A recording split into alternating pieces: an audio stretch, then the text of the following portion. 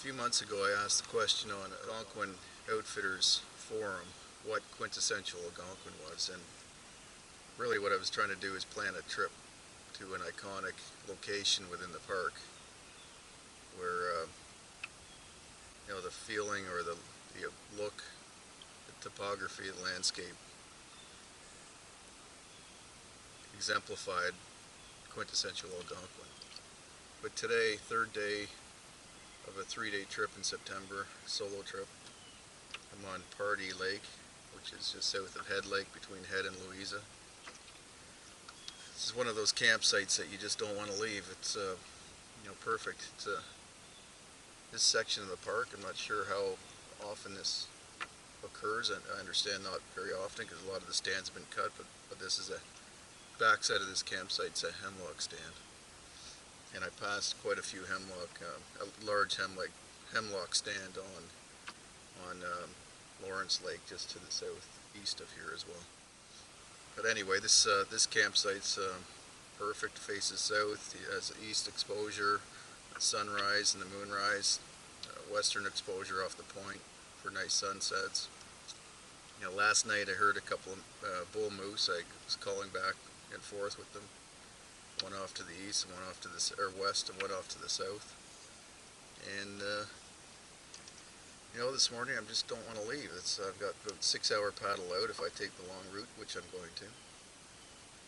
Weather has been perfect. It was sunny the last 2 days and cloudy today. There was a chance of showers. Doesn't look like.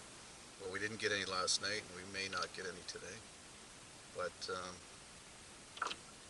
private lake, solitude both nights. I spent Saturday night on McGarvey Lake, and nobody else on the lake. Same thing. I heard moose, cow calling and a moose calling off in the hills. But having a lake to yourself, to me, is part of what makes Algonquin special. When you can find the time of the year or the remoteness of the lake that keeps the crowds away. This is apparently a good little lake trout lake, and I can see you can probably catch lake trout right from shore in the evening especially, but in the spring, I would say in May, you could catch them from shore here. It's not a turquoise lake. It looks like a productive, somewhat eutrophic lake, mesotrophic, I guess. So I'm sure it's quite productive. Not big lake trout in here, but I'm sure there's lots of small ones. And this would just be a great place to spend a couple of nights. I think I might plan that in the future. Just come here, spend a night or two here, and then on to Louisa, which is also a beautiful lake, big lake. So this is, to me now, what exemplifies Algonquin. This is quintessential Algonquin. Solitude, nice weather, nice campsites, even the thunder boxes, where something as simple as that makes it more enjoyable. Anyway, this is September 29th, Monday. Nobody's been through this lake since I got here at 4:30 yesterday. But as you can see, the leaves haven't changed. They should have by now. Last year at this time, this is historic peak season. Hasn't been many.